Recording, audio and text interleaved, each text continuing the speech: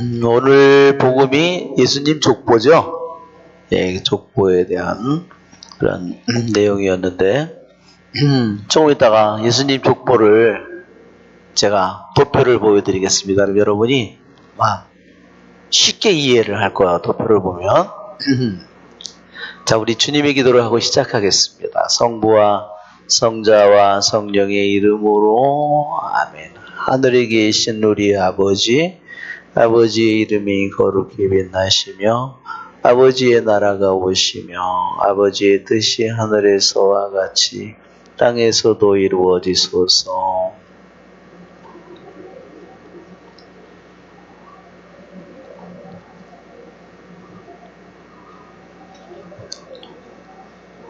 저희를 유혹에 빠지지 않게 하시고 악에서 구하소서. 성부와 성자와 성령의 이름으로 아멘. 오늘 제가 이런 생각이 들더라고요. 아마 이게 코로나로 이렇게 사람들이 미사도 많이 미사 인원도 한 반, 어떤 분당은 3분의 1까지 줄었대요. 또 그렇지만 제가 이렇게 다시 성경 공부를 해서 멈췄다가 다시 이제 필로칼리아로 시작했는데 만약에 듣는 사람이 없으면 아마 제가 이것을 하다가 그만뒀을 것 같아요. 그렇죠? 그래서 같이 들어주는 사람이 있기 때문에 제가 또 공부를 하면서 이렇게 하고 있어서 이 공생관계인 것 같아요. 그래서 여러분에게 감사를 드리고 싶어서 이 말씀을 드렸습니다. 여러분에게 감사를 드립니다. 그래요. 그래도 많지는 않지만 그래도 이게 들어주는 사람이 있다는 것 때문에 먼저 오늘 예수님 오늘 복음 때문에 족보에 대해서 말씀드리겠습니다. 어떤 사람들은 이 족보가요 신약 성경에 두 개가 나와요. 예수님의 족보가 하나는 마태복음 1장의 1절에 말하자면 나올 거고 또 하나는 루카복음에 나오는데 루카복음이 1장에 안 나오고 3장에 나와요. 자, 여러분 우리가 한번 마태복음 1장을 한번 펴보세요. 마태복음 1장을 보면 마태복음은 다윗의 자손이시며 이렇게 나오죠. 아브라함의 오늘 우리가 복음이에요. 그런데 자 이렇게 돼가지고 예수님에게로 이렇게 해서 다윗의 자손, 그러니까 제일 강조한 게 뭐예요? 다윗의 자손이고 두 번째는 아브라함의 자손이라는 거예요. 즉 이것은 뭐냐면 다윗에 대한 약속이 그대로 이루어졌다는 거예요. 다윗에 대한 약속, 내 왕조가 영원히 이어지리라. 그래서 다윗의 왕조 가운데 메시아가 왔다는 거. 하나는 아브라함에 대한 약속, 내 자손이 하늘의 별처럼 그래 바다의 모래알처럼 많아지리라는 그 약속, 내 원수의 성문을 쳐부수리라 하는 아브라함에게 준 약속이 또한 예수님에게도 그대로 이루어졌다는 겁니다. 자, 이런데 루카복음을 보면 우리가 루카복음 3장을 보면 왜 루카복음은 1장에 안 나오고 또 3장에 나왔을까? 또 3장 23절에 시작하는데 그분을 요셉의 아들로 했다. 그래서 아까는 순서가요. 위에서부터 태어난 순서 때부터 이렇게 쭉 내려오잖아요. 아브라함 이렇게 해가지고서 다윗 여기서 해서 예수님까지 내려오는데 여기는 족보가 예수님서부터 거꾸로 올라가는 거예요. 그래서 누구까지 올라가죠? 맨 끝에 보면 아담까지 올라가요. 아까는 기껏 올라가 봐야 아담 말하자면 아브라함이었는데 그래서 도표를 보시면 이겁니다. 자, 족보를 이렇게 정리를 해놓으니까 족보가 너무나 선명하게 즉 이게 뭐냐면 하느님이에요. 아담. 그러니까 여기를 조금 위로 올라가 보면 이렇습니다. 여기 위가 사라졌네. 다시 조금만. 예, 이렇게 되면 자, 지금 보면 예수님에게서 요셉으로 이렇게 해서 올라가서 이렇게 해서 여기까지 올라간 거는 누구 거? 루카 거예요. 그런데 아브라함서부터 이렇게 내려온 거는 누구 거냐면 마태복음 거예요. 그러니까 마태나 루카 안에는 차이가 이 부분이 추가된 것이 누구예요? 루카예요. 그리고 이 족보의 내용이 어디서부터 갈라지냐면 이 부분은 똑같은데 아브라함서부터 다윗까지는 14대 똑같은데 여기서부터 유배 갈 때까지 유배에서 다시 예수님 태어날 때까지 내용이 여기서는 다윗은 똑같은데 아브라함서부터 다윗까지는 똑같은데 여기서부터 갈라지는 거예요. 하나는 솔로몬을 낳고 솔로몬은 르호보암을 낳고 이렇게 되고 여기는 누가? 나단을 낳고 마따냐를 낳고 이거 전혀 이게 내용이 달라지네. 그렇죠? 그래서 많은 사람들은 성경이 불합리하다, 말하자면 맞지가 않는다는 이런 것을 내세웁니다. 그런데 유대인들이 족보를 기록하는데 실수를 한다는 것은 불가능한 일이에요. 유대인들이 얼마나 꼼꼼한데. 근데 어떻게 이렇게 서로 다른 이런 족보가 등장할까? 자, 이것은 우리가 오늘 복음을 읽어보면 어떻게 되어 있어요? 자, 오늘 유심히 우리가 읽어보면 이렇습니다. 야곱은 마리아의 남편 요셉을 낳았죠. 야곱은 누구를 낳았어요? 자, 누구는 누구를 낳고 누구는 누구를 낳고 결국은 야곱은 요셉을 낳았는데 거기에다가 뭐를 집어넣냐면 마리아의 남편을 집어넣었어요. 그래서 한편으로는 요셉의 계보를 얘기하는 거예요. 그런데 예수님은 누구에게서 태어났느냐? 마리아에게서 그리스도라고 불리는 예수님께서 태어나셨다. 다른 데는요, 여자가 나오지 않습니다. 다 누가 누구를 낳고 누구를 낳고 그랬지? 여기는. 근데 왜 여기는 마리아에게서 낳았다고 해 있느냐? 그러니까 하나는 법적인 라인을 혈통을 따진 거고요. 하나는 피의 혈통을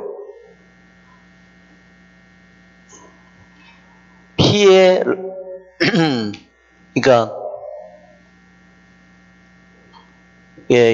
법적인 혈통이라고 그러니까 혈통이라는 똑같은 말.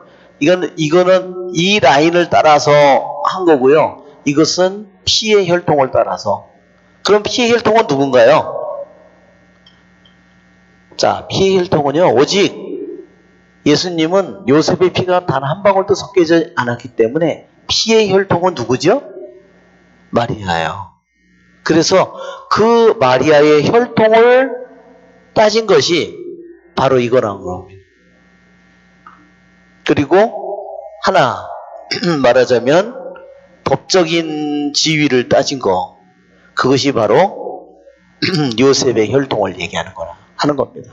이 두 가지가 서로 이렇게 하나는 그러니까 마리아의 족보고 하나는 요셉의 족보라는 겁니다. 무슨 말인지 아시겠죠? 네.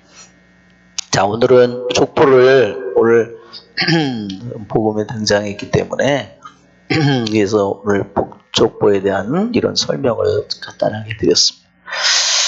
자, 우리 지난번에 애통함, 우리 지금 대림절 판공 기간인데 애통함이 바로 이게 뭐냐면 통해예요. 통해입니다. 우리가 우리 고해성사 볼 때 고해성사에 5단계가 있죠? 고해성사에 5단계.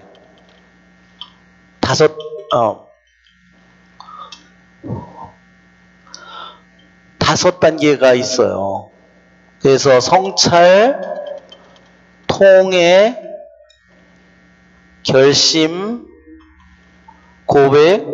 고백성사 실제로 하는 거, 그 다음에 보속. 어제 어떤 분이 그러셨대요. 신부님이 보속을 줬다 그랬더니 나 보속 안 받았다고. 어떤 어르신이 그러시더래요.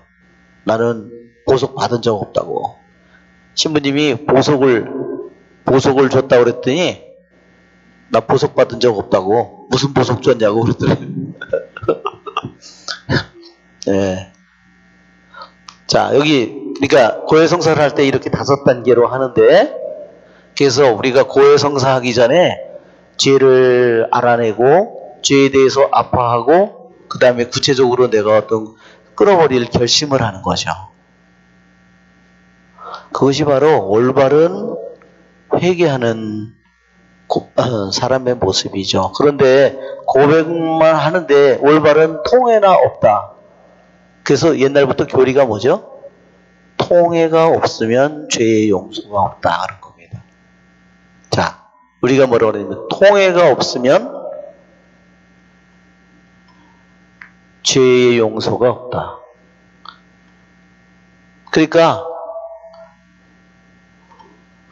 헛된 고백이라는 겁니다. 지금 요한 클리마코스의 거룩한 능정의 사다리, 은성출판사에서 우리나라에서 최대형 번역한 이 부분에는 애통이라고 번역되어 있는데, 이 애통이 뭐냐면 통해입니다. 우리 가톨릭 용어로 통해예요. 아파하고 뉘우친다는 뜻이에요. 그래서 이 내용이 애통함의 그 글 중에서 지금 20번까지만, 지난번에 여러분 프린트물 받으셨죠? 그래서 오늘은 5번을 우리가 읽어보겠습니다. 자, 우리 같이 읽어볼까요? 만일 당신에게 통해가 주어진다면 힘을 다해 그것을 붙드십시오. 그것을 제대로 확보하지 않으면 쉽게 잃어버릴 수 있습니다. 밀랍이 불 가까이에 있으면 녹듯이 비탄이 바로 통해예요. 통해도 소음, 세상의 염려, 사치 등에 의해서, 특히 천박함과 수다에 의해서 쉽게 사라집니다. 자, 만일 그대가 통해의 은사를 소유한다면, 그것을 갖게 된다면 그것을 굳게 붙드십시오. 온 힘을 다해서. 왜냐하면 그것은 쉽게 잃어버리기 쉽습니다. 어떨 때? 굳게 그것이 우리들 안에 이 통해가 세워지지 않으면, 내 안에 아직 굳어지지 않은 거예요. 내 안에서 확고하게, 말하자면 시멘트가 굳듯이, 뭐가 굳듯이 내 안에 아주 내 자신의 일부처럼 확고하게 세워지지 않았다면 쉽게 잃어버릴 수 있다. 왁스가 녹듯이, 밀랍이 녹듯이 불 앞에 그렇게 쉽게 그것이 없어질 수 있습니다. 녹아버릴 수 있습니다. 소음에 의해서, 육신적인 건강 염려. 그쵸? 육신적인 건강 염려하기 시작해봐요. 끝도 없습니다. 육신의 건강을 염려하면. 그쵸? 그리고 뭐예요? 사치? 특별히 뭐해서? 수다를 떠는 거. 그리고 뭐예요? 경박함을 통해서. 특히 이렇게 말을 많이 하고 경박하게 하면은 그러한 통해의 은사를 잃어버린다. 통해의 은사가 하느님이 나에게 주었는데도 그것을 내가 쉽게 그냥 녹아버리듯이, 그 선물이 녹아버리듯이 싹 없어져 버린다는 거예요. 어떻게 여러분이 해야 되는지 아시겠죠? 그 전에 어떤 분이 이런 얘기를 하시더라고. 자신이 어느 날 성체조배를 하고 집회를 가는데 세상이 텅 비어 있더래요. 우리들이 눈으로 볼 때는 어떻죠? 우리들이 눈으로 볼 때는 세상이 전부이고 하느님은 아무것도 안 보이고 아무것도 없는 것처럼 보이는데, 어느 날 하느님께서 그런 눈을 주셨겠죠? 그런 영적인 눈으로 떠서 보니까 세상은 그냥 완전히 텅 비어 있고 오직 하느님의 영광만이 가득하더래요. 그래서 우리들이 어떤 마음으로, 만일 우리들이 통해의 은사를 받으면 어떨까요? 그렇죠? 통해의 은사를 받으면 세상에 있는 수많은 것들에 대해서 우리들이 애착을 하지 않을 겁니다. 자, 그 다음에 6번을 읽어볼까요?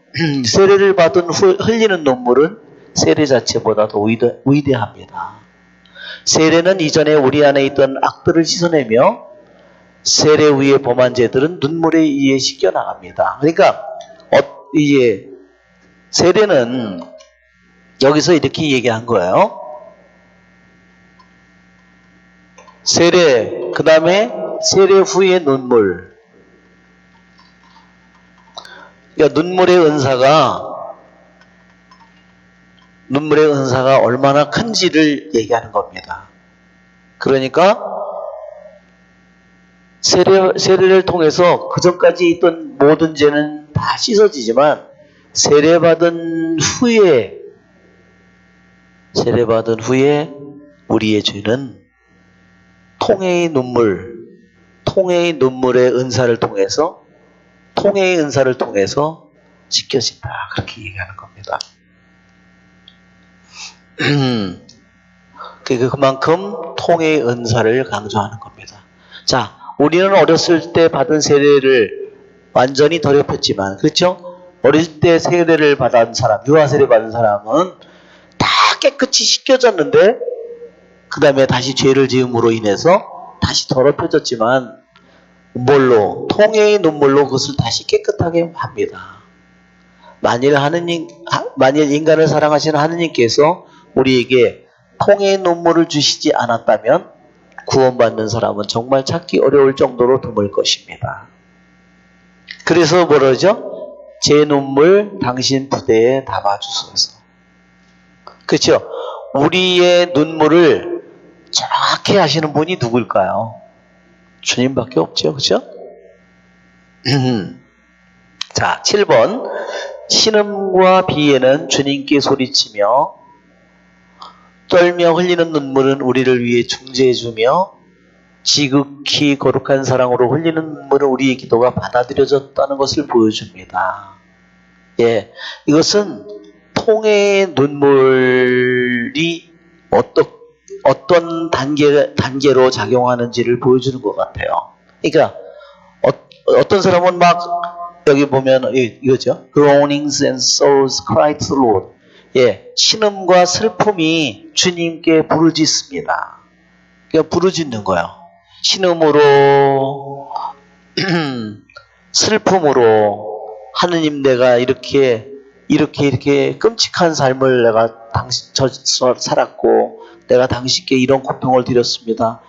나는 어쩌면 좋냐고 하나님께 부르짖는 거죠. 신음으로, 슬픔으로. 두 번째는 두려움으로, 하느님에 대한 두려움으로 흘리는 눈물.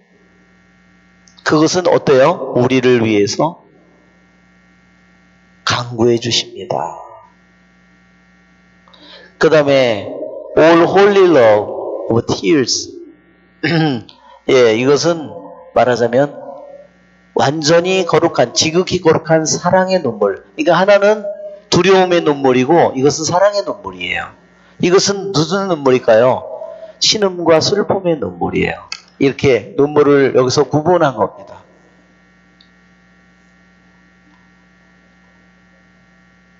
그러니까 눈물에도 여러 가지의 예, 급이 있다는 거죠. 우리도 그래서 하느님을 두려워하는 사람은 아직 사랑을 완성하지 못했다고 하죠. 그러니까 우리들이 여기 있는 것처럼 슬픔과 신음의 눈물, 신음의 그 부르짖음이 말하자면 그것이 눈물이나 마찬가지고, 또 하나는 두 번째로는 이것이 무슨 눈물이냐면 하느님을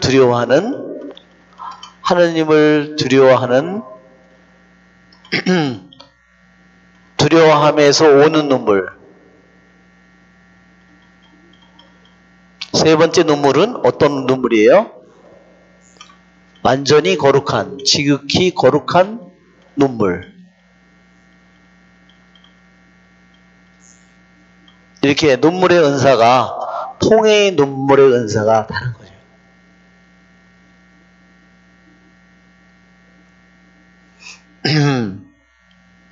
그러니까 우리는 눈물의 은사를 받았다 하더라도 지극히 거룩한 all holy love, 완전히 거룩한 사랑의 눈물이 되기까지 아직 완성이 되지 않은 눈물이에요.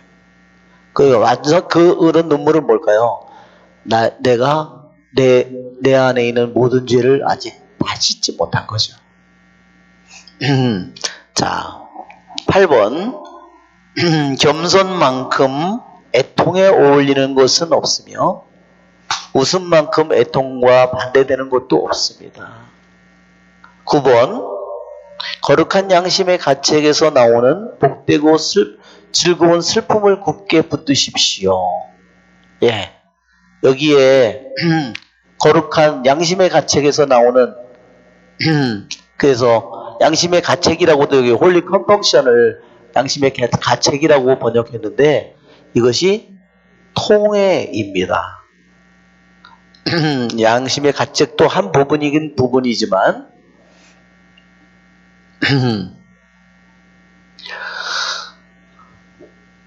이 슬픔을 뭐라 그랬냐면 이 거룩한 통해를 갖다가 뭐라 하냐면 복된 즐거움이고 슬픔이라고 그랬어요. 한편으로 슬픔이기도 하고 한편으로는 슬픔이기도 하고 한편으로는 또한 기쁨이기도 하다는 거예요. 이게 미쳐가는 증거죠. 하느님께 내가 지은 그러한 모든 죄를 이제 슬퍼하면서 그러면서 왜 기뻐할까요? 한편으로 그것은 하느님에게서 오는 슬픔이고 하느님에게서 오는 기쁨이에요. 그쵸? 내 자신이 이제 이러이러한 죄를 드디어 알아냈기 때문에 내 자신이 그만큼 하느님 안에 내가 조금이라도 정화되었고 나아가고 깨끗해졌기 때문에 그것을 기뻐하는 거죠. 그러니까 기쁨과 슬픔이 같이 있는 이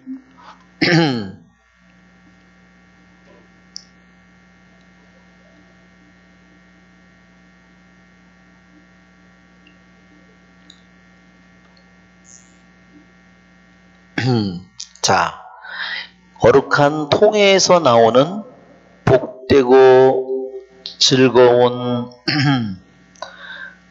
이 즐거움이고 슬픔을 굳게 붙드십시오. 그랬어요. 그것을 얻기 위해서 끊임없이 노력하십시오. 그러면 마침내 그것은 이러한 복되고 즐거운 슬픔, 통해에서 나오는 복되고 즐거운 슬픔은 우리를 세상에 주는 것들 너머로 들어올린다. 즉 뭐라 그러냐면 여기서 보면 우리를 이 세상의 것들 위로 우리를 들어올린다는 겁니다. 우리는 태어나면서 인간이니까 원죄를 지은 우리 모두는 태어나면서부터 어때요? 세상에 깊이 애착하잖아요. 그런 우리를 세상의 것들로부터 우리를 들어올린다는 거예요. Raise you high above. 뭘로? 당신을 들어올린다. 이 세상 것들 위로 여러분을 들어올린다는 거예요. 그게 이 세상에서 그걸 얻을 수 있을까요? 그건 얻을 수 없어요. 그럼 어디서 그게 오는 거예요? 예. 예, 여기 이거 바로 이 거룩한 통해에서 오는 이 기쁨과 이 슬픔 때문에 하느님에게 드린 슬픔 그리고 하느님이 나에게 주신 이 기쁨 때문에 나는 이제 더 이상 그분을 아프게 하고 싶지 않고 그래서 내가 너무너무 하느님 안에서 행복하기 때문에 세상의 행복을 비교할 수 없는 거예요. 그러니까 어떻게 돼요? 그 영혼을 이 세상에 대한 것들, 이 세상 것들에 대한 기쁨과 행복과 맛 그런 거에 깊이 묶여져 있는 우리를 높이 그 위로 들어올린다는 겁니다. 우리 일례로 무지의 구름이라는 책에 보면 이렇습니다. 무지의 구름이라는 영적인 도서가 무지의 구름이라는 책이 있어요.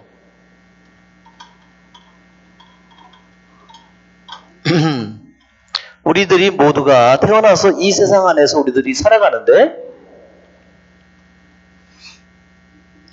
첫째는 우리에게 무슨 구름이 있냐면, 우리는 세상에 있는 많은 것들을 사랑하면서, 말하자면 다른 사람이라든지 뭐 이 세상에 있는 뭐 풀이라든지 꽃이라든지 나무라든지 이 세상에 있는 좋은 것들을 사랑하면서 우리가 살죠. 여기에 우리는 매여서 살죠. 그런데 첫째는 무슨 구름이 있냐면요, 망각의 구름이 있어요. 망각의 구름은 뭐냐면 이 세상 이 좋은 것들을 잃어버리는 거예요. 이거를 잃어버리는 게 어떻게 올까요? 아까 어떤 분이 제가 얘기한 것처럼 성체조배를 했는데 세상이 텅 빈 것 같다 그랬잖아요. 그리고 뭐만 가득 차 있었다 그랬죠? 하느님의 영광만이. 그러면 그 사람은 어떨까요? 그 사람은 드디어 이 구름을, 망각의 구름을 뚫고 올라간 거예요. 이걸 올라가지 못한 사람은 어떨까요? 계속 이 수많은 것들에 의해서 얽히고 설키고 묶이고 이렇게 해서 이 세상에 이 속에서 엉켜 있는 거죠. 그런데 하느님의 은총으로 이 세상의 이 모든 좋은 것들로부터 이 세상을 잃어버릴 수 있는 은총을 받았다는 거예요. 그것이 망각의 구름을 뚫고 올라간 거예요. 아직 하느님은 만나지 못했어요. 왜냐? 인간이 자기의 힘만으로는 이걸 할 수 없어요. 이게 첫 번째 층이 구름이, 이게 망각의 구름이고요. 두 번째 구름이 뭐냐면 이 구름이 무지의 구름이에요. 이 무지의 구름은 뭐냐면 하느님은 우리의 이성으로 그분을 알 수가 없어요. 이성으로. 그러면 이걸 뚫을 수가 없잖아요. 이성으로. 우리는 이성으로 살아야 되는데, 지성으로 사는데. 그럼 이걸 뚫는 게 뭐냐? 이것이 바로 사랑이에요. 그래서 마리아 막달레나가 이 구름을 뚫은 거예요.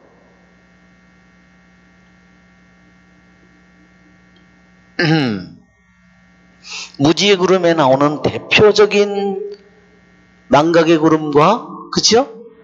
이 세상의 정욕, 음란, 이거 뭐예요? 그것은 인간에게 있는 가장 격렬한 열정이고 욕정이죠. 가장 격렬한 인간 안에 있는 정념이죠.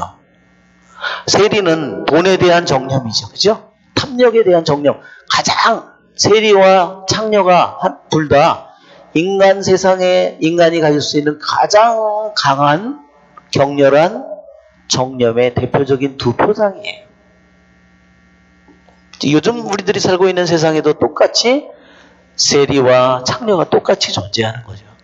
물론 우리 마음속에도 존재하는 거고. 자, 이거를 뚫는 것이 바로 지성으로 뚫지요. 그러니까 1차로도 못 뚫은 사람이 이걸 뚫을 수 있을까요? 이게 1차고요. 1차를 해야 이거를 이제 하는 거예요. 자.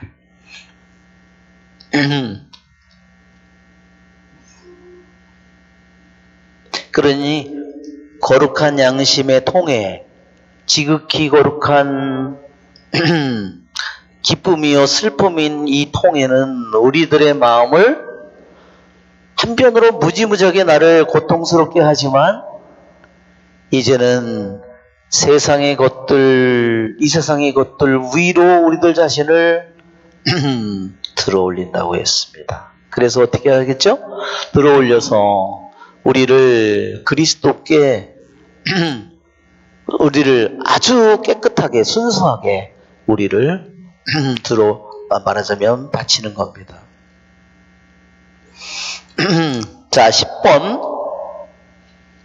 어두운 불에 쉬면 그곳에 잔인한 압작, 무자비하고 내혹한 심판관, 지하에서 타오르는 불길에 끝없는 혼돈, 하계의 방들과 입을 벌리고 심연으로 내려가는 좁은 내리막길들의 영상을 쉬지 말고 상상하라. 그렇게 하면 엄청난 공포에 의해서 썩지 않을 순결의 복종함에 의해서 우리 영혼 안에는 욕정이 억제될 것이며 모든 불을 넘어 비추는 비물질적인 빛을 받게 될 것입니다.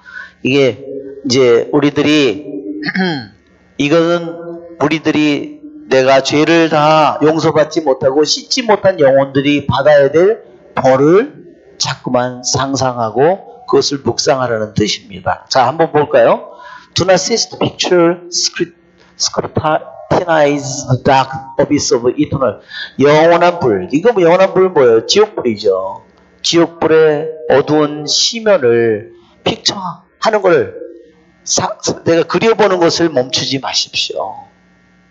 또 지옥불의 어두운 시면뿐만 아니라 뭐 무자비한 종들, 무자비한 종들이 뭐예요? 악마의 종들이겠죠. 그리고 죄 많은 사람들이겠죠. unsympathetic and inexorable judge.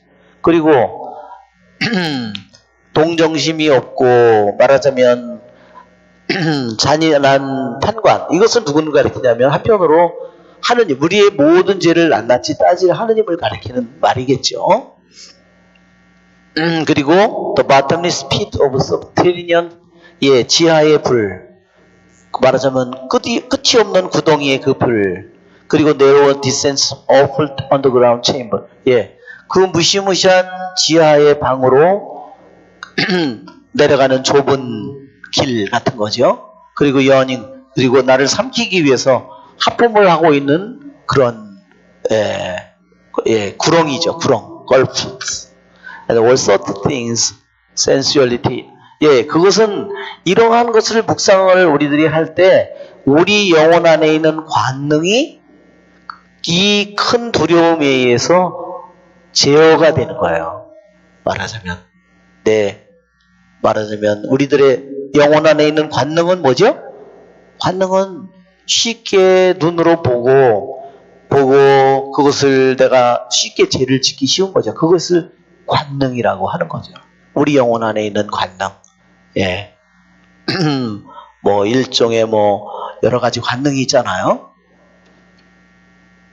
Give place to incorruptible chastity. 그런 것을 묵상을 할 때 썩지 않는 사랑의 자리를 내주게 됩니다. 그러니까 뭐죠? 이러한 모든 것들을 묵상을 함으로 인해서 그렇게 되는 거죠. 그리고 어떻게 되죠? Receive the shining immaterial. 그러니까 비물질적인 빛의 빛남을 받게 된 거예요. 이것은 물질적인 빛이 아니라 그렇게 그것을 계속 그런 것을 한편으로는 고통스러운 묵상이지만 그것을 묵상하다가 가는 동안에 나는 영혼 안에 있는 관능의 힘을 내가 그것이 관능의 힘이 어떻게 돼요? 억눌려지고 그것이 약화되는 거죠. 그러면서 한편으로 뭐예요? 비물질적인 빛. 어떤 비물질적인 빛이냐? 어떤 불도 넘어서 비추는 그러한 비물질적인 빛을 밝게 될 것이다. 이런 것은 태양빛이나 달빛이 아니죠. 별빛이 아니에요. 이것은 비물질적인 빛입니다.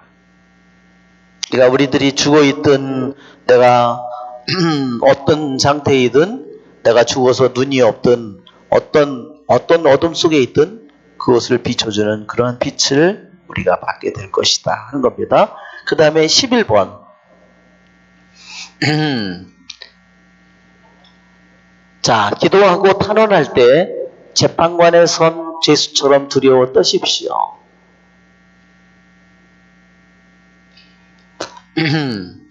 당신이 바라보는 방법과 이게 당신이 이게 잘못 번역이 됐어요.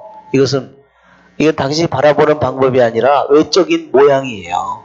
그러니까 외적으로나 내적으로나 그런 뜻이에요. 쉽게 이게 outward appearance라는 것은 외적인 모양이에요. 외적인 차림새 같은 거다. A양이에요. A양. 그러면 내적인 inner disposition은 뭘까요? 내적인 성향이죠. 우리 안에 있는. 그래 그러니까 외적으로나 내적으로 그대는 의로운 판관에 분노를 끌 수 있을 것입니다. 어떻게 하면 정말 기도하고 간구할 때 판관 앞에 서 있는 것처럼 그런 범인처럼 두려워 떨면서 기도하고 간구하면 어떻게 되느냐? 의로운 판관의 분노를 꺼버리게 될 것이다. 왜냐하면 그분께서는 당신 앞에 서 있는 과부의 영혼을 무시하지 않을 것입니다. 그 과부는 어떤 과부냐면 지치지 않는 분을 지치게 하고 슬픔으로 그분을 말하자면 마음을 무겁게 한 그 과부의 영혼을 물리치지 않았던 것처럼 그렇게 할 거라는 거죠.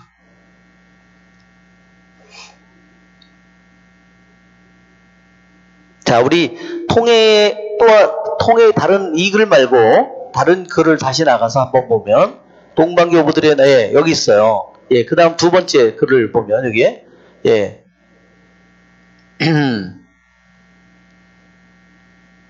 자, do you seize what grief arises in a humble soul and the consolation that ensues?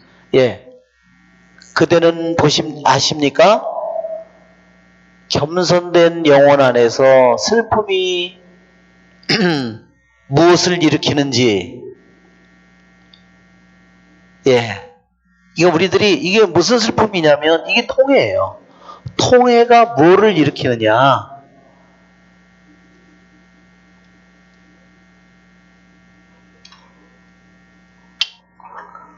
여기에 통해가 무엇을 일으키는가, 무엇을 불러오는가 하는 거죠. And the consolation that ensues 이렇게 됐어요. 따라온다는 겁니다. 슬픔 다음에 뭐가 따라오느냐? 통해의 슬픔, 통해의 눈물 또는 통해의 슬픔. 이 후에 뭐가 따라오느냐? 바로 뒤에 뭐가 따라오느냐면 여기 있는 것처럼 위로가 따라온다. 자, 이 위로는 뭘까요? 이 위로가 기쁨이에요. 예, 눈물로 씨 뿌리던 사람들이 기쁨으로 곡식을 거두리이다. 딱 그런 겁니다.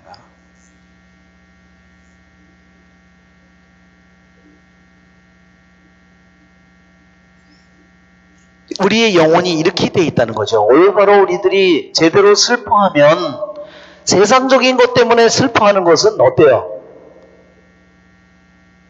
하느님의 뜻에 맞는 슬픔은 구원을 가져온다 그랬죠? 그러나 세상을 따른 슬픔은 뭐예요? 우리에게 뭘 가져올까요? 죽음을 가져옵니다. 우울증과 이런 걸 가져옵니다. 자, 셀프 어프로치, 자신에 대해서 자신을 탓하는 거죠. When lying protected time upon the soul's thirst like some intellectual weight, Christ squeezes out the saving wine that gladdens the heart of man. 예, 말하자면 이것은 이 내용은 뭐냐면 포도주를 짜는 것 같은 거예요. 이렇게 포도주 이렇게 담가놓은 거를 갖다가 보재기 같은 거에 싸가지고 돌멩이에다가 이렇게 눌러놓으면 어떻게 돼요? 밑으로 맛있는 포도즙이 흘러내리죠? 그와 같은 겁니다. 여기 그렇게 이것을 표현한 겁니다.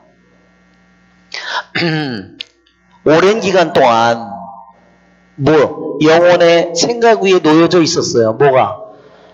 자신을 탓하는. 내가 오랫동안 계속 내 자신을 탓하면서 나의 죄를 뉘우치고 그렇게 하다 보니까 어떻게 되냐면 그것은 마치도 뭐냐? Some intellectual weight. 어떤 지적인 무게가치.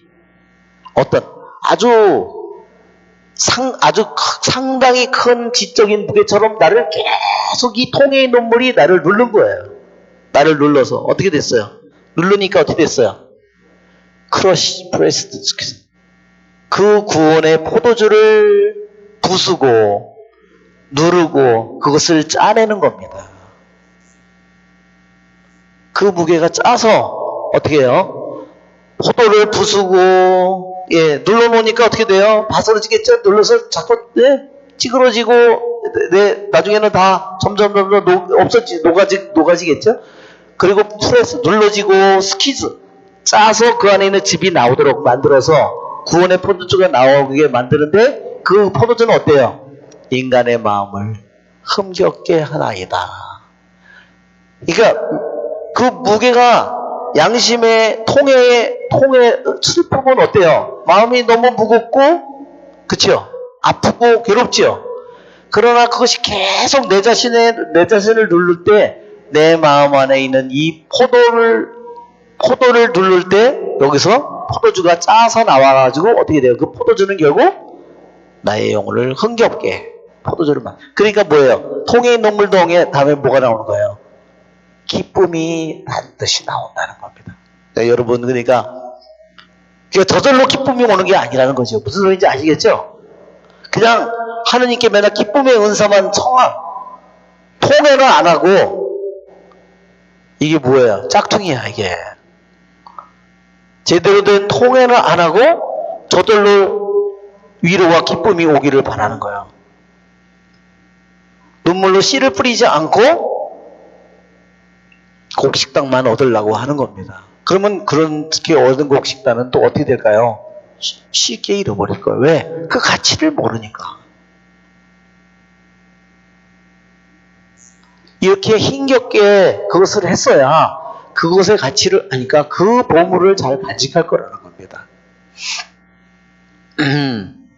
자, 우리 12번을 볼까요? 우리 하다가 말았나 지금? 어디까지 하다 말았지? 그거 조금 전에 그를 하다가 말은 것 같은데? 네, 하다 말았죠? 지금 우리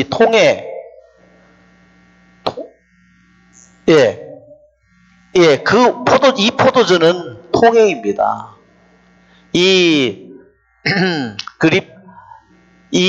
슬픔을 가지고 컴펑션은 뭐를 부수냐? 우리 안에 있는 패션을 부순다 그랬어요. 우리 안에 있는 정념, 욕정을 파수어버리는 겁니다. 그렇죠?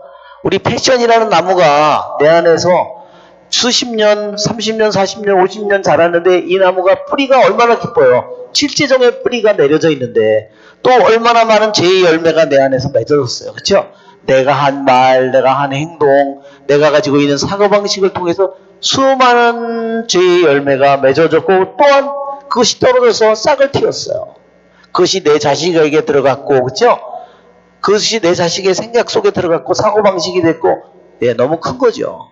그렇지만 이 통해의 은사를 통해서 온 이 포도주는 결국은 정념을 파수어버리고 그리고 영혼을 뭐로부터?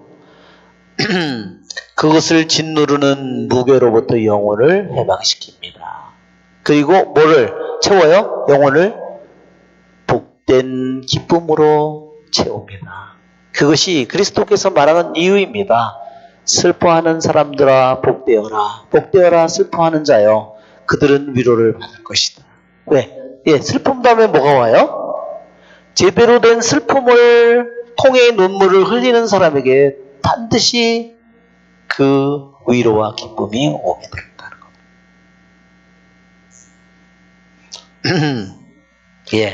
겁니다. 맞아. 읽기를 잘했네요. 12번. 자, 우리 다시로 12번을 보면 영적 눈물의 은사를 가진 사람은 어디에서든지 애통할 수 있습니다. 여기서 보면 heartfelt tears라고 했어요. 아주 마음 깊은 곳에서 나오는 진심 어린 통의 눈물을 얻은 사람. 그냥 일시적으로 잠시 흘리는 것이 아니라 진심으로 마음 깊은 곳에서 우러나오는 그 통의 눈물의 은사를 받은 사람은 어떤 장소에서든지 이 통회를 할 수 있다는 겁니다. 상황이 좋든 나쁘든 어떤 자리에 가든 그렇다는 거죠. 그러나 그의 통해의 눈물이 아직도 외적인 쇼에 불과한 사람은 어떠냐? 끊임없이 어떤 것을 장소를 따지고 양식을 토론하면서 시간을 보낸다는 거예요. 왜? 이건 맞고 이건 안 맞고 이건 못마땅하고 이건 잘못됐고 뭐 잘못됐고 이렇게 장소를 탓하고 뭐가 잘못됐다, 방식을 탓하고 이렇게 하면서 시간을 보낸다는 거죠. 그것은 제대로 된 통해의 눈물이 아니다. 왜 이런 말을 하는지 아시겠죠? 통해의 눈물을 짝퉁을 조심하라는 거예요. 무슨 소리인지 아시겠죠? 예. 그렇기 때문에 진짜 마음에서 우러나오는 통해의 눈물과 겉으로 보면 그럴듯한 통해의 눈물인 것 같은데 그런 것을 말하자면 구분하라고 이것을 얘기하는 겁니다. 보물은 신앙에 여기 보면 어떠냐면 Hidden treasure is safe from the robbery. 예, 감춰져 있는 보물이 강도를 막기 잘 안 맞는다는 거예요. 훨씬 더 안전하다는 거예요. 시장에 전시된 보물보다 숨겨진 보물이 더 안전하다는 거예요. 이게 외적으로 보인 거는 뭐예요? 외적으로 보인 거는 위험하다는 거예요. 자, 그러면 let us apply this what we have. 우리가 말한 것을 잘 우리가 적용하자는 거죠. 13번. 13번, 14번은 그냥 넘어가고 15번으로 바로 가겠습니다. 자, 묵상을 할 때는 자신을 드러내지 마십시오. 당신의 마음속으로 물러가며 도둑이 개를 두려워하듯이 마귀들은 묵상을 두려워한다는 것을 기억하십시오. 이게 무슨 소리냐면 자기를 드러내 셀프 디스플레이 한다는 것은 결국은 허영이에요. 그건 교만이고 자기를 드러내지 말고 집중하십시오. 그리고 어떻게 하라는 거예요? 자기를 과시하지 않고 집중하십시오. 그리고 어떻게 해요? 그리고 그대의 마음속으로 물러가십시오. 그래요. 여러분 우리들이 오늘날 우리들에게 너무나 많은 것을 보여주잖아요. 그런 것을 자꾸 보려고 하면 어떻게 돼요? 내 영혼이 밖으로 그냥 나가버리는 거예요. 그럼 나는 내 안에 있는 나도 모르고 내 안에 계신 하나님도 모르는 거예요. 왜? 하나님은 보이지 않기 때문에. 하나님은 가장 확실한 것처럼 어디에 있죠? 나 안에 계시잖아요. 그래서 우리들이 밖으로 향해서 갈 때, 내 눈이 밖으로 향해서 갈 때 내 안으로 가는 문이 닫힌다는 거예요. 그래서 집중하십시오. 자기를 드러내려고 하는 거는 뭐예요? 자기를 드러내려고 하면 뭘로 향할까요? 안으로 향할까요? 밖으로 향할까요? 자기를 드러내려고 하면 밖에 있는 걸 의식하는 거예요. 다른 사람들의 눈을 의식하는 거예요. 자기가 바깥으로 향하는 거죠. 자기를 드러내려고 과시하려고 하지 말고 집중하고 그대의 마음속으로 물러가십시오. 왜냐하면 악마는 집중하는 것을 두려워합니다. 마치 도둑이 개들을 두려워하는 것처럼 악마는 집중하는 영혼을 두려워한다는 거예요. 그러니까 집중한다는 게 뭘까요? 이게 깨어있는 거예요. 깨어있는 영혼. 우리들이 지금 필로칼리아 강의를 많이 했지만 그 깨어있음 그 숨을 몇 가지 있었죠? 그것을 여러분이 자주 읽으세요. 자꾸 읽으면 요번에 그렇잖아요. 주님의 이름에 피신하라고. 주님의 이름에 어떻게 피신해요? 우리가 깨어있음을 할 때 거기서 했어요. 그리스도 안에 숨어서 그분의 이름을 부르십시오. 그것이 바로 그리스도의 하느님의 이름으로 우리가 피신하는 거야. 우리가 시편에 주님은 나의 피신처, 주님은 나의 은신처, 주님은 나의 방패, 구원의 뿔 막 계속 나오죠. 나의 산성구원자. 바로 우리는 매일매일의 삶 속에서 그렇게 주님의 이름을 계속 자꾸 불러야 돼요. 주님의 이름을. 우리가 기도할 때도 분심이 어떻게 해요? 끊임없이 들어와요. 끊임없이 들어와. 그럴 때 어떻게 할까요? 주님의 이름을 부르는 겁니다. 계속해서. 내가 물리치려고 해보면 어떻게 해요? 이놈을 물리치려면 딴 놈이 또 들어오고, 이걸 물리쳤다 그러면 또 딴 것이 들어오고, 이거 끝났다 그러면 딴 놈이 걱정이 들어오고, 끝이 없어요. 그런데 주님의 이름을 부르면 그놈들이 힘을 발휘 못하죠. 어떻게 주님의 이름을 대적하겠어요? 자, 우리는 악마가 우리가 주의 집중하는 거, 이게 주의 집중이에요. 주의 집중. 깨어있으면 우리가 하는 깨어있음을 가장 두려워한다는 거예요. 그러니까 깨어있지 않는 영혼은 뭐예요? 그냥 만만한 거예요. 이건 아무 때나 깨어있지 않는데 무방비 상태인데, 응? 마음의 입구에서 약탈자와 살인자들이 들어오는 것을 알아채리지 못하는데, 그 악마의 뭐가 돼요? 호구가 되어 있는 건데, 뭘 두려워하겠어? 그 사람이 부자든, 그 사람이 실력이 많은 사람이든, 그 사람이 성공한 사람이든, 악마가 두려워할 리가 없어요. 아무 때나 자기가 마음대로 약탈자이고 살인자가 들어갈 수 있는데 뭘 두려워하겠어요? 그러나 아무리 가난하고 보잘것없고 배운 것이 없어도 깨어있는 영혼을 정말로 두려워할 거라는 겁니다. 자, 16번. 우리는 혼인잔치에 초대받아 이곳에 온 것이 아닙니다. 우리는 자신을 위해 통회하라. 뭐를? 자신을 위해서 통회하라. 뭐를 통회하는 거죠? 자기의 죄를 뉘우치고 아파하는 겁니다. 17번. 네, 17번은 그냥 넘어가겠습니다. 18번. 당신이 침대에 누워있는 것을 무덤에 누워있는 것의 상징으로 여기십시오. 그리하면 지나치게 많이 잠을 자지 않을 겁니다. 식탁에서 음식을 먹을 때는 구더기들이 득실거리는 음식을 기억하십시오. 사치하게 살지 않을 겁니다. 물을 마실 때는 불길의 갈증을 기억하십시오. 그러면 당신은 분명히 자신의 본성을 거역할 것입니다. 자, 이게 뭐냐면 이게 수도자들에게 그런 가르침을 준 거예요. 왜? 있으니까, 갇혀서 있으니까 이제 뭐예요? 음식에 대한 갈망이 다 크겠죠, 다른 사람들보다. 또 어때요? 잠을 더 자는 그런 유혹이 더 크죠? 또 이 사람들은 물을 마시는 것도 정해져 있었어요. 네. 그러니까 이게 사막에, 이집트나 이스라엘 사막에 사는 수도자들은 먹을 빵의 양이 정해져 있었다 그랬죠? 말하자면 빵을 한 덩어리 두 덩어리 주면 그것을 가지고 하루 동안 먹어야 되는 거예요. 그럼 얼마 정도 줬을까요? 그럼 물론 그 숫자의 양에 따라서 다르지만 바게트 하루 아침에 한 개, 점심에 한 개, 저녁에 한 개 줬을까요? 제 생각에는 아마 그 한 반 개 정도 주고서 그것이 하루에 사는 게 아니었을까 생각이 됩니다. 그 물도 먹는 양이 정해져 있었겠죠.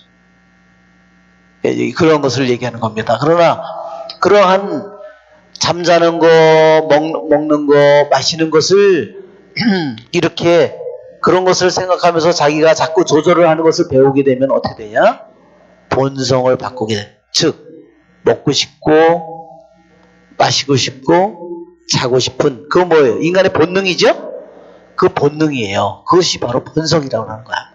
그것은 우리의 네이처예요. 먹고 마시고 자는 것은 우리들의 본성인데 그 본성조차도 바꿀 수 있다는 겁니다. 그래서 우리가 메주골이나 이런 데서 단식이 왜 강력한 힘을 가졌느냐. 그 단식이 그런 힘을 가지고 우리들의 본성까지도 바꿀 수 있는 그러한 힘을 우리에게 준다는 겁니다. 자, 19번.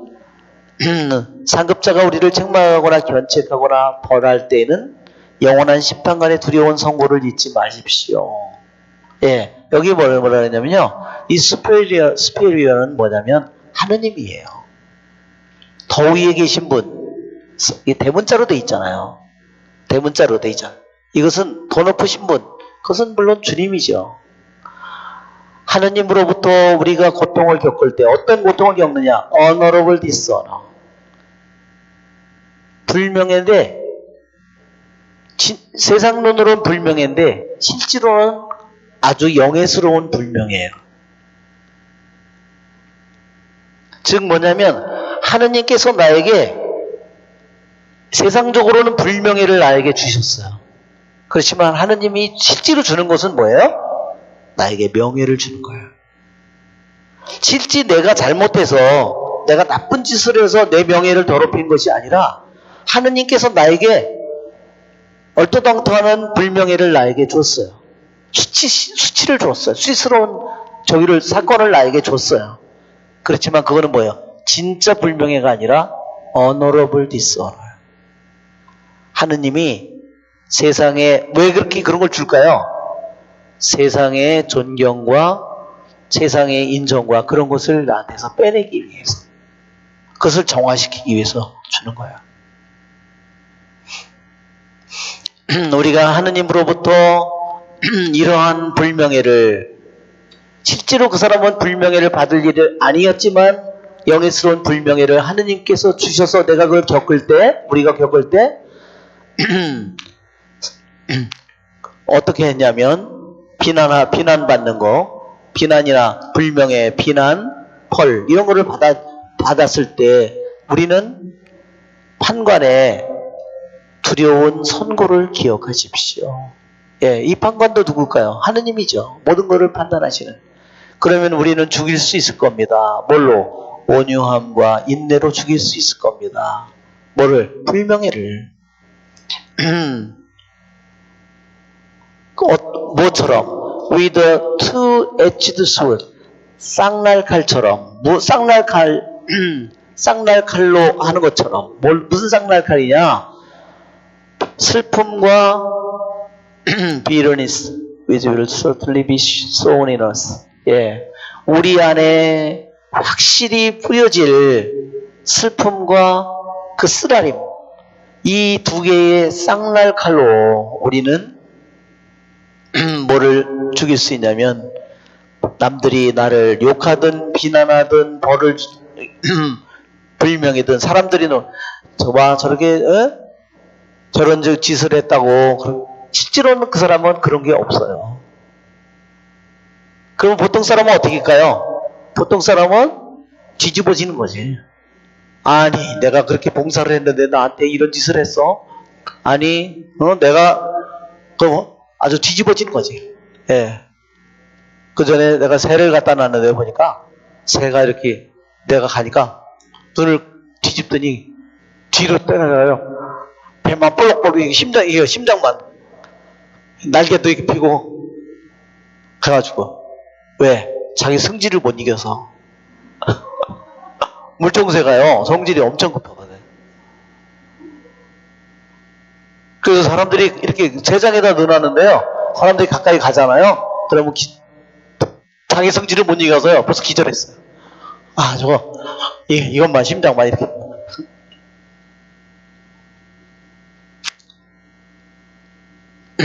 네, 우리가 온유함과 인내라는 이 쌍날칼로, 예, 그렇죠? 여러분, 마귀를 강함으로 물치는 게 아니죠. 온유함과 인내. 마귀가, 교만한 악마는 뭐를 제일 견디지 못할까요? 겸손과 비천함을 절대로 견디지 못할 거예요. 온유함과 인내를 절대로 견디지 못할 거예요.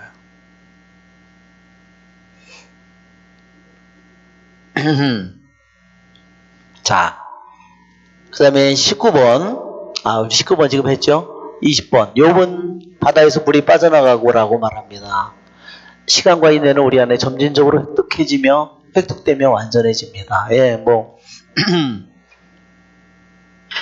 예, 제가 통해를 빠른 시간에 오늘, 이 20번 이후에도 글이 있지만 이 내용을 하여튼 통해가 무언지를 여러분, 그래서 우리 대림절에 이 통해를 우리가 공부를 해서 정말, 그래서 여러분들이 이것을 읽고 여러분에게, 나에게 정말 중요한, 나에게 되게 와닿는 부분을 여러분이 자꾸 메모도 하고 색칠도 해놓고 자꾸 여러분의 그것을 가지고 여러분의 양식으로 자꾸 삼아야 돼요.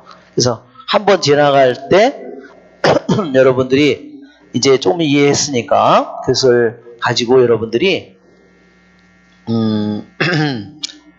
혼자 집에서 그것을 읽어보면서 여러분이 양식으로, 그래서 여러분 것이 되도록 그렇게 하면 좋겠습니다. 그래서 우리가 지금 26번, 이제 27번 두 개의 지성을 지키는 것에 대해서 남았는데, 그래서 이제 다음 시간에는 그걸 하고, 그 다음에는 뭐를 이어서 할 거냐면 정념과 사유에 대한 식별에 대해서,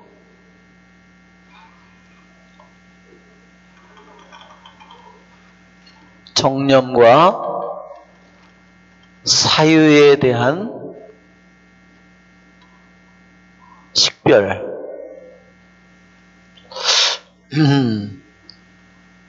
예. 이것도 필로카리아에 나와 있는 아주 귀중한 그러한 보물과 같은 글입니다. 그래서 다음 주에는 성탄이에요. 24일 날. 그래서 다음 주에는 여기 성당에 뭐 꽃꽂이하고 뭘 하고 뭐 해가지고 이제 시간이 많이 필요하대요. 그래서 다음 주에는 그래서 성탄 여러분 기쁘게 잘 지내시고, 그리고 그 다음 주에 우리가 마저 이제 지성을 지킴에 대해서 하고 정념과 사유에 대한 식별을 대해서 공부하겠습니다. 네, 여러분 다음 주 기쁜 성탄 되시기를 바라고. 이제 성탄이 일주일밖에 안 남았죠? 네, 그리고 대림절은 진짜 짧아요. 그래서 기쁜 성탄이 되시기를 바랍니다. 은총이 가득하신 마리아님 기뻐하소서. 주님께서 함께 계시니 연중에 복되시며 태중의 아들 예수님 또한 복되시나이다.